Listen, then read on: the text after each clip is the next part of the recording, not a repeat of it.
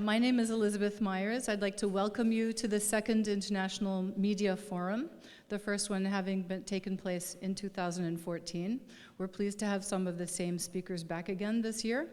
I would like to recognize a few people before we get started. We have in attendance with us Driss Alaoui, who is the Minister Conseiller at the Moroccan Embassy. We have some of his colleagues here as well, Maria Ben Said and Omar Khaliani. We also have with us Si Mohamed Dourrachad, who will be one of our speakers, and we have also Mohamed Tijini. He's a very famous talk show host. We're very pleased to have you all. Before we get started with the program, I'd like now to welcome to the podium Mamadou Samba, who is the Director of the Office of African Affairs at the Executive Office of the DC Mayor's Office. He's representing the Mayor today, and I want to say that we are most grateful to the DC Office of Cable TV, Film and Entertainment for the grant that they provided us to hold this program today. So please welcome Mamadou Samba.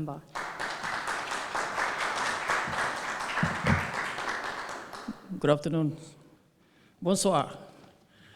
Let me just tell you, I have the greatest admiration for the Moroccan community and for Morocco itself. 3 years ago, I set on a journey, spiritual journey, all the way to Marrakesh, took the 7-hour train from Marrakesh all the way to Fez, where I spent 2 weeks there. And I went again the second time. It's just been a wonderful time, and I'm really glad to be here. And I look forward to actually returning and visiting some of you when I get there, and bringing some pure honey on the way back. This forum is critical because it analyzes how media is influencing society and shaping history, because this is a time when this is actually what's going on across the United States, where media, whether it is television, radio, social media, people are using these outlets, these platforms, to really engage with our lawmakers. In DC, September not only has been proclaimed by our mayor as African Heritage Month, which we celebrate our rich history, but we also celebrate 202 DC, which is celebrating the creative capital that drives the economy of Washington, DC, through the arts, technology, digital media, and information innovation. And so, especially for millennials, those who are between 24 and 35, social media itself is critical in our abilities to not only engage our lawmakers, but also engage one another to be part of the conversation. Our mayor, Mayor Bowser, if you follow her, she's been one of the most socially active mayors across the United States, where she's using Twitter and all other social media outlets to engage residents of the city. This week, she launched a week-long initiative to get residents through social media application to let her know and her administration about street lights that needs to be fixed. And so this brings about immediate, instantaneous result, and a way to really improve our society and also influence how making sure that we keep our elected leaders accountable and such. And so whether we use it to vote for our favorite social American Idol artists or get the latest news, we understand that social media serves a purpose of winning affections from leaders to residents, and also for people like us to really engage one another and engage those who serve us. Today, if you go to African countries, and I'll end with this, you have young African entrepreneurs that are coming up with innovative solutions to improve or to move money between person to persons. And this is making people like Mark Zuckerberg take notice of the innovation that's happening on the continent, whether it is in Morocco, Senegal, or other African countries. And so those of us that are part of the African diaspora, this is also critical because we may not be on the ground physically to take part in our local elections, but we're using media, we're using social media to really impact, have a voice in elections that are happening in our own countries and also influencing our family members, our relatives to either vote, not vote, volunteer, to be civically active. And all of this thing is happening as a result of different media platforms that we benefit from. And so, but I'm sure I'm preaching to the choir, knowing that the caliber of people that are sitting in the audience. So I'll stop here to not speak too much about things that you already know. And thank you for the opportunity to be here, and I look forward to seeing you guys again. Thank you very much. Thank you. Thank you very much for being with us. No problem. Thank you. So as Mamadou says, we are exploring in this conference, which is a 2-afternoon conference, today and tomorrow, the power of the media. So I want to, because we're a little bit late, get started with our very first panel, which is about the changing face of media. And this panel was actually inspired by our meeting with the DC Office of Cable TV, Entertainment, and Film, because of the programs that Mamadou is talking about, the 202 creates. And so we thought it's very important to address how media is changing, how technology is changing, and what that does to the essence of journalism, the essence of influencing public opinion, and also the changing way of doing business with the increase of social media. So let me please call to our podium our panelists, Moderator Dr. Ali Ziyati. Please come on up, come on up. I'm gonna try and move us along because we actually, it's wonderful to be here at the National Press Club today, a very historic place, the day after the first presidential debate, with media in attendance as well. But we're on a very tight schedule because we have to finish by 5. Please do come on up. Mohamed Dourrachad, where are you? He's right here. Shara Gibson and Bruce Fryer. Okay. Before we go anywhere, I'd like to recognize something very important, because this means a lot to me, not just to be here to talk about issues that matter to today, but to say thanks to people who have helped me. And because of that, I have a small recognition to say thanks to the DC, Cable TV, NG, and to the mayor. And we have a small token of appreciation to say thank you for coming, and I have something for you if you want to do that. Bring that. I know he is leaving somewhere, so I want to make sure that we say thank yous to him. Elisabeth, come. This is to the mayor office, and we have one for NG Gate.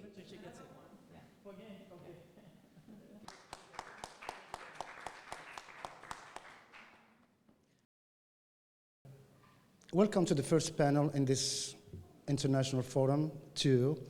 And the topic is literally a broad kind of one, because there is a reason behind that. We like it to be a bit broader because, first of all, the first panel is also an introductory kind of panel to the discussion that would follow after. And second, we meant to put that changing in an ing form because the state of technology, the state of communication is in flux. And by that, I mean the whole data or collection, the process of collecting and disseminating information has brought a huge change. And I'm saying huge, not in Donald Trump sense, but a huge impact on society, politics, economy, and also theory. This one here is pretty much ignored every time we talk about ICT or the information communication technologies. The impact is felt in the way we produce knowledge, the way we distribute knowledge, the way we consume and use this knowledge. The impact is also felt in the way we reproduce knowledge, redistribute knowledge, and reconsume knowledge. So the whole process is basically remains and is within the RE, the re. In this discussion, we will touch on pretty much every issue, and I guarantee you that our panelists have not seen the questions. This is the continuation of last night's debates. And I would love this panel discussion to be conversational, more relaxed. And to begin, I would ask our panelists to take some time to introduce themselves and also tell us a little bit what they understand from the title and in their own area of expertise. So we'll begin with Monsieur Dourrachad. Well, thank you so much, Ali, for that introduction. And thank you also for not asking us to switch off our cell phones. Otherwise, we would be having a hyperventilation and separation anxiety. So that tells you how much really we have become dependent on this brick. Let me begin by giving you a lead about what you might ask, since this is going to be a Q&A session, no prepared notes. I started in this TV business way back when there was no television. Television was at that time when I started film-based. That was the type of film that probably none of you remembers.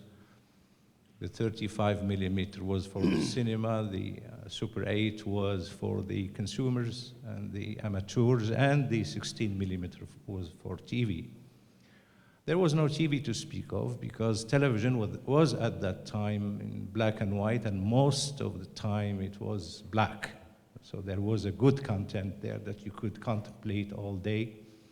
And from time to time, you had those white screen flashes, and in between the black and the white screen, you will have some kind of television. When I moved back to Morocco, I was telling my wife, this is it, I'm going to just take it easy, and it's about time that we smell the roses. And she was very happy, and she said, what are you going to do? I said, well, I am going to have a title, but not a job. And she said, what is it? I said, media consultant. Because then I have a title, but I don't have to go work. But I was wrong. I was really wrong, because that was in 2007.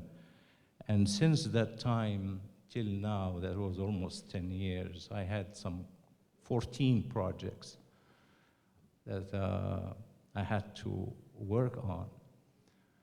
Here in the United States, in the last 3 years, I worked, relaunched Al-Ghad television in the UK, and I established some 6 production companies and the headquarters of that same channel in the media city in Cairo. The thing that I love most is filmmaking, and I hope I will live long enough to and have enough time to do more of that kind of thing. I produced 8 films in the span of my career, 6 of which were in the last 6 years. Okay. Good afternoon, everyone. My name is Shara Gibson. I'm with the DC Department of Small Local Business Development, where I serve as the manager of our Strategic Partnerships and Initiatives Division.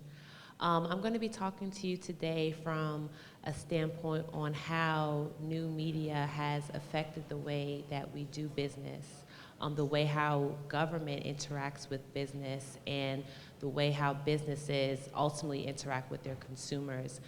It's totally different now. Over the past 4.5 years that I've been with the agency, the role of technology has forced us to re-examine laws. It has forced us to re-examine the way how we define business and what is an office space. Do entrepreneurs even need that nowadays? So that's kind of the perspective that I'll be speaking from today. Just to give you some background on what I do at the agency.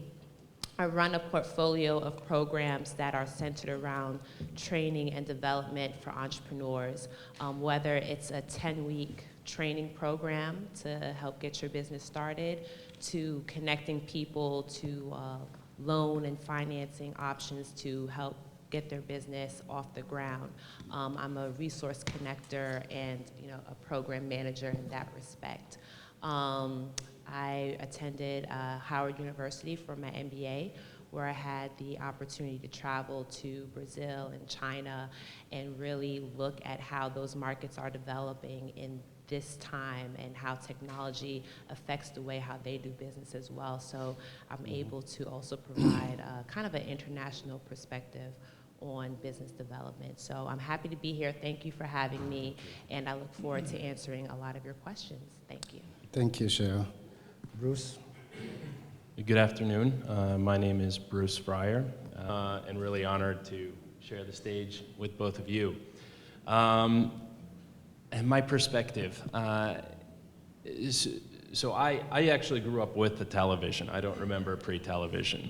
And so a perspective, I think, that I would be happy to discuss more of, if it's of interest, is sort of how the internet has managed integrated media and communications campaigns for Fortune 50. We'll think about the individual first and then move on to a little bit more complex kind of situations and states.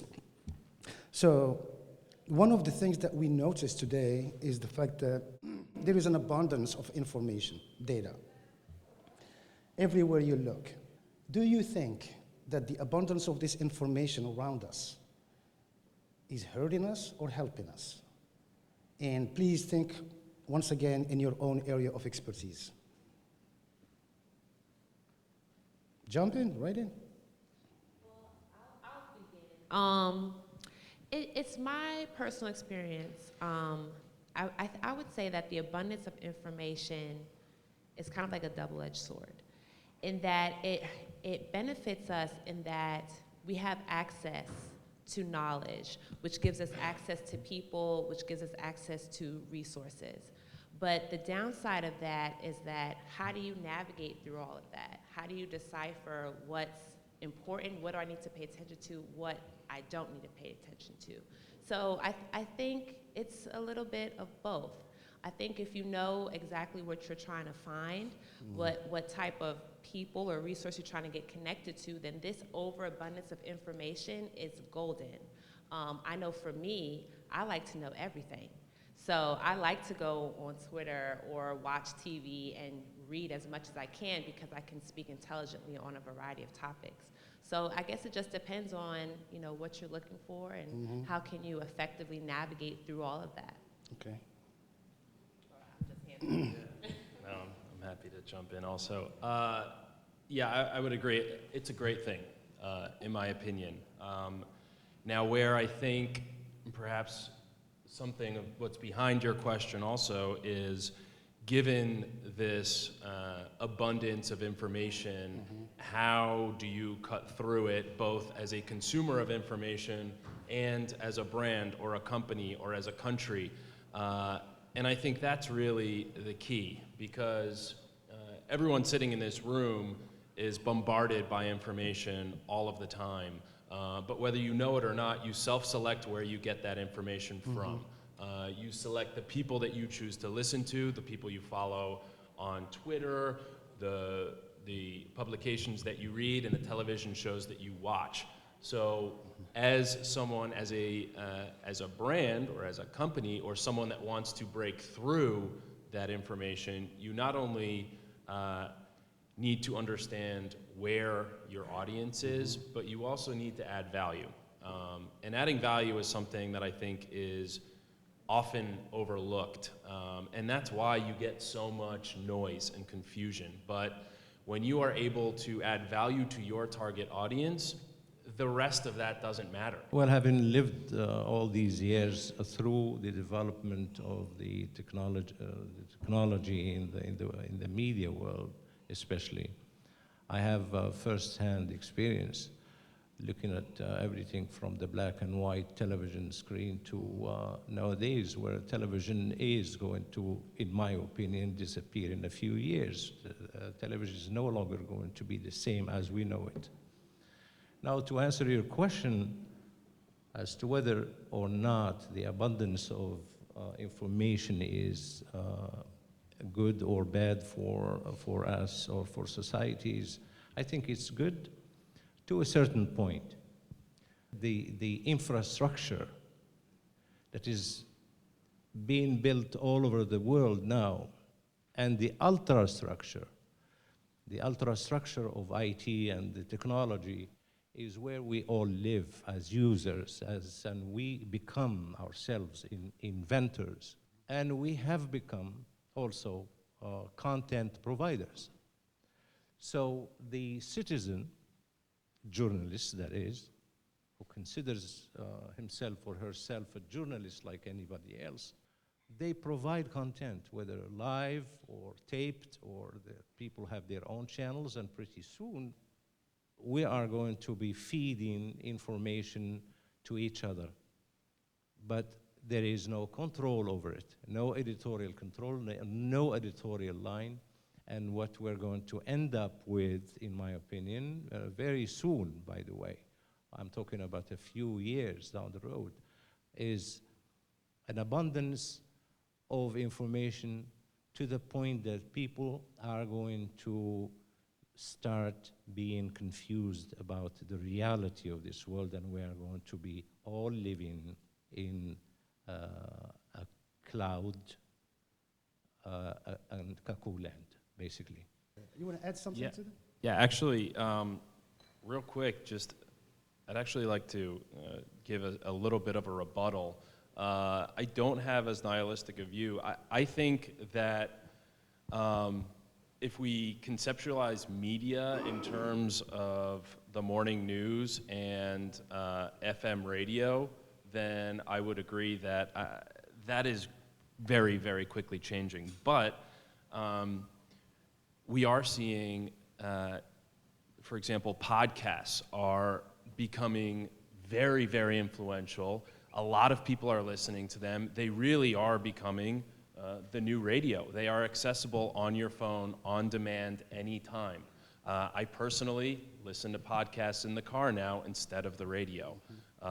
And similarly, when I have an autonomous car, I will be searching for content, searching for something to keep me entertained, and it won't always just be tweeting and messaging my friends, although I'm sure I will do that along with listening to the radio or watching something on the set.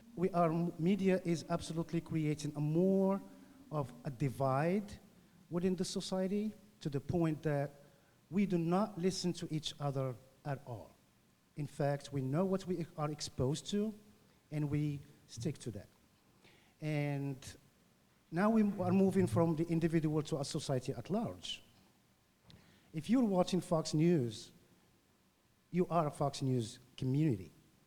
You do not make that leap to get informed by other takes and other positions in order to make your own, and vice versa. So, yes, indeed, we're talking about different platforms, merging different platforms, evolving in all of that, but the impact on individuals and society is absolutely taking a different turn, and more, we're seeing like a little bit of like individual, smaller clusters here and there with political views, opinions, and all of that. Dourrachad, you want to add something to that? Yeah. Go ahead. Yeah, what Bruce said is true. It's true nowadays, today, but I'm talking about what's going to happen tomorrow. From what I see, the technological developments that are taking place pretty soon, we're going to have the 5G instead of what we are using now, the 4G LTE, the cellular communication technology and the wireless technology. And this is going to change the face of the media as we know it.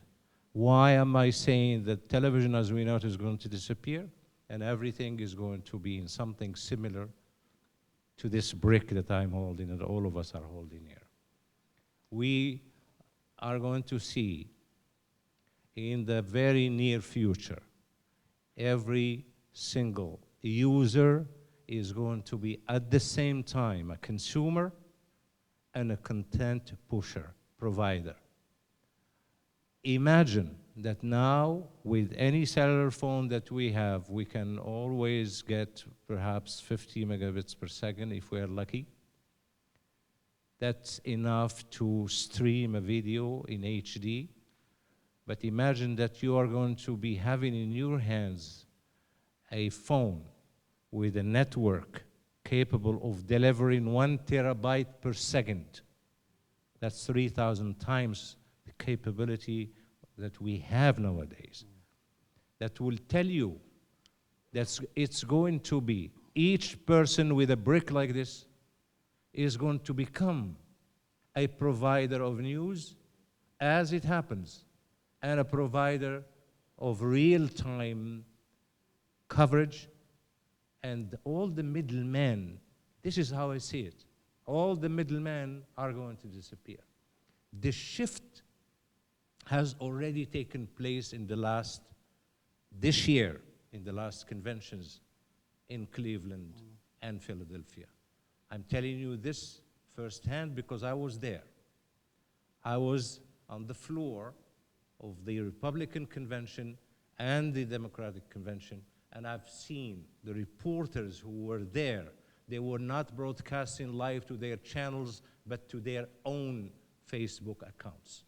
I had a reporter with me, and I was holding the camera, following him for interviews, to do interviews with VIPs. And he was in between interviews doing live reporting on his own Facebook live page.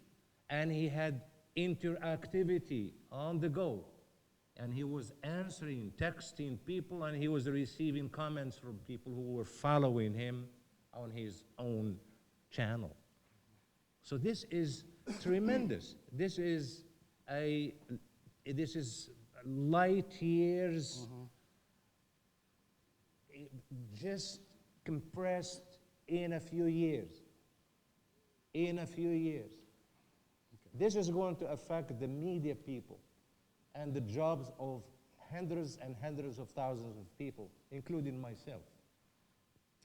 As it will affect also a lot of the middlemen, anybody who does any kind of work where that person is a middleman between the consumer and any kind of merchandise or service, they're going to disappear from the used car. Have you noticed that the car salesmen have dwindled? The number has dwindled as of late.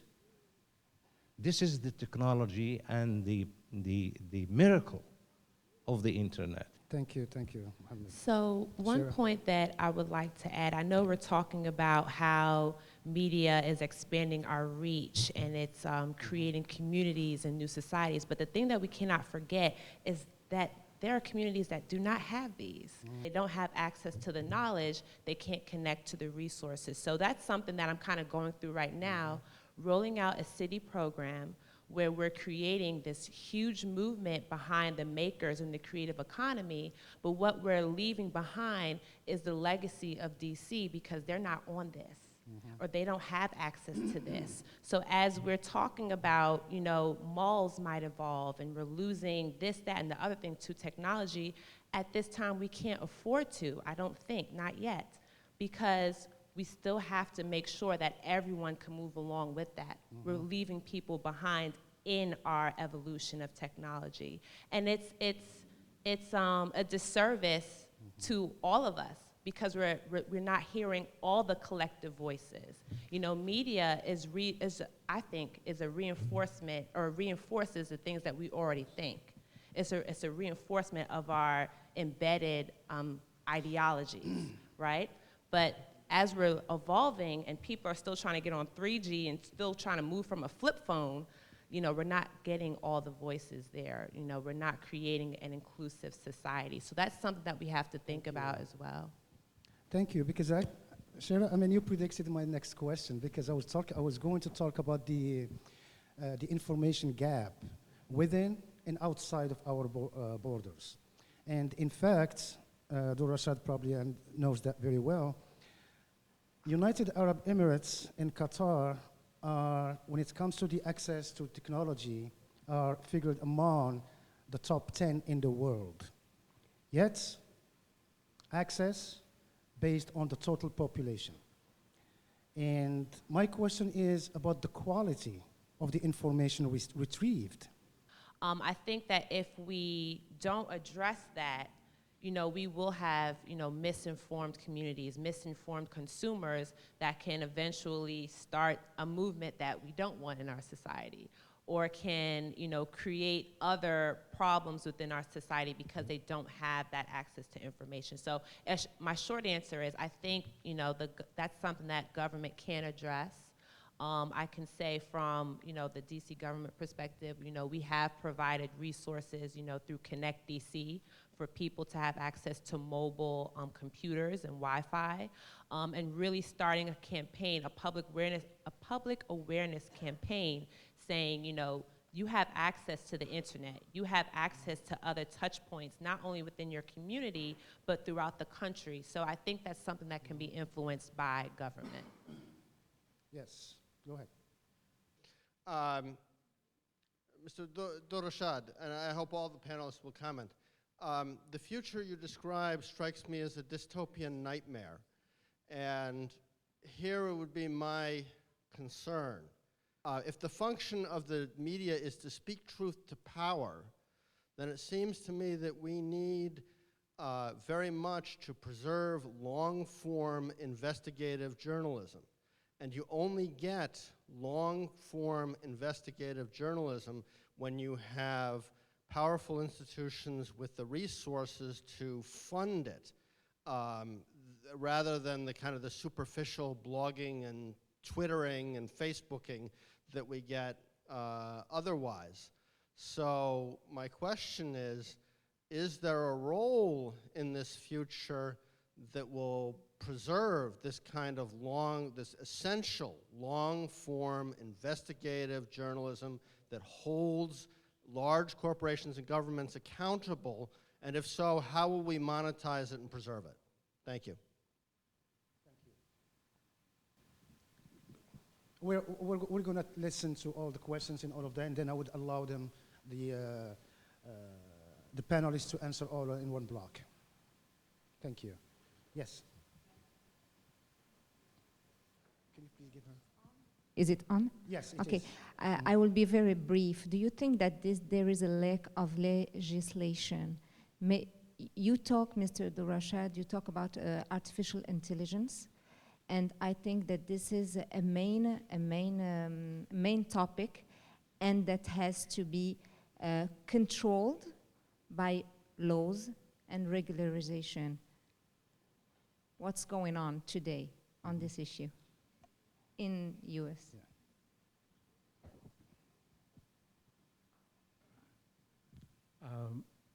My name is Charles Dahan. I'm very much interested in some of the news. The way I see it affecting is all this information that we received is not always the true information. As you mentioned, we have to separate what we believe is right and but basically there is some media that are specializing in trying to form an opinion to the public. They call themselves media, but they're mostly a propaganda tool. I could mention Fox News. It's to me, it's not news. It might be 5% news and 95% propaganda. It is having a lot of information. It's always good to have the most information, but the biggest incentive is to be able to really cut through and take off everything else. You waste a lot of time going through a lot of news and then you realize you spent an hour for maybe 5 minutes worth of news. Thank you. Mohamed from Morocco. I think the title of this conference is The Power of the Media.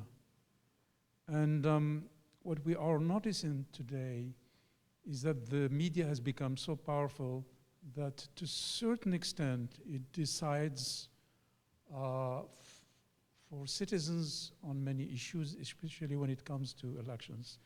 Those of you who have watched the debate last night, after the debate there were consultants dissecting, discussing, analyzing every aspect of the debate. And not only on CNN, but all the networks. And in many ways, there is something which I believe is very important today in the media, which is the subliminal aspect of it. We have forgotten that. The media decides for us, or for the grassroots, who's going to be the president, or what president we are going to choose. So my question is, what is the role of values, cultural values, in media? Because deciding for me, I really disagree with that.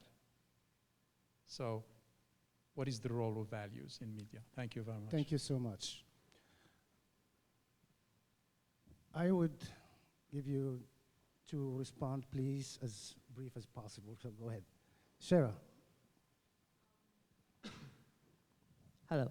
So some of the points or insights that I want to offer up, and I know I'm not going to answer everyone's question, but you know, I'm a millennial, and you know, I'm bombarded with tons of information from Snapchat, Twitter, Instagram, Facebook, Kaleidoscope, all those things, and you know, it is up to myself to decide what content kind of aligns with my values and, you know, my roles in society. I leave that up to me because I feel as though the media plays a role to influence our ideologies and what we think and how we view ourselves. You know, I'm at a point in my life where I trust someone's cell phone video over what the anchorman is telling me. You know, I'd rather see it straight as it's happening. When we hear about incidents going on, I search hashtags and see what people like me are saying. To me, that's more credible than anything else because the community and the society that I'm around, they reflect the values and the morals that I have within myself. So I look to my peers to say, hey, what's that 10-second cell phone video? Hey, they're tweeting that the train is stuck in a tunnel at Lafont, you know, things of that nature. So I think that's our role, is to kind of decide, you know, where is this information coming from and how does it align within ourselves? And then someone brought up a point about big media and their role, I guess, being sustaining as a credible news source and things. What about, another thing we have to think about is what about the small local newspapers? Because if you all think about with the whole Governor Chris Christie and the Bridgegate, that news broke out from the local town newspaper. So we also have to think about the roles that they play. Actually, I think they're more credible than the Washington Post or the Wall Street Journal. You know, looking at your local newspapers. And those are things that we have to look at to be sustaining because they report on the news that affect us every day and not just high topic policy things that will trickle down to us at some point. So those are just some of the insights that I'd like to offer. Thank you so much. Thank you. Bruce? I think, just sort of in closing, I'll say in general, if you're a content producer from the New York Times to the local, you know, Gazette, there's a single currency, and we can go on and debate, you know, what television will look like in 5 years, 20 years, if it will even be there, and we can do that until we're blue in the face. There's one thing that isn't going to change, and it's the one thing that you as a content producer need to be constantly aware. There's one currency, and it's attention.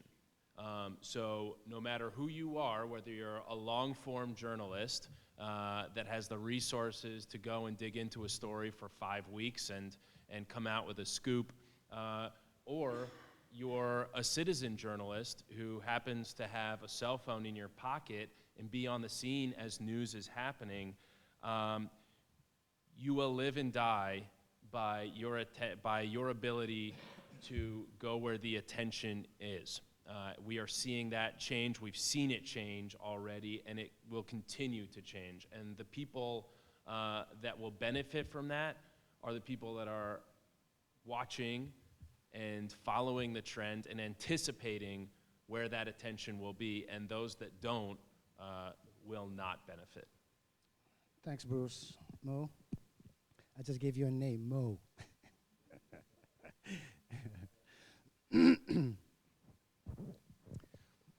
It boils down, I think, to, before I answer a couple of questions that were directed to me, it boils down ultimately to the number of eyeballs. How many people are watching you? How many people are reading you? And how many people are listening to you? This is the essence of the competition that's taking place right now between the internet and the traditional media as we know it. So this is one thing. The other thing is, and you asked a very good question, sir, the long-form investigative journalism. I agree with you. Unfortunately, in my opinion, this is also disappearing slowly, and we can see it.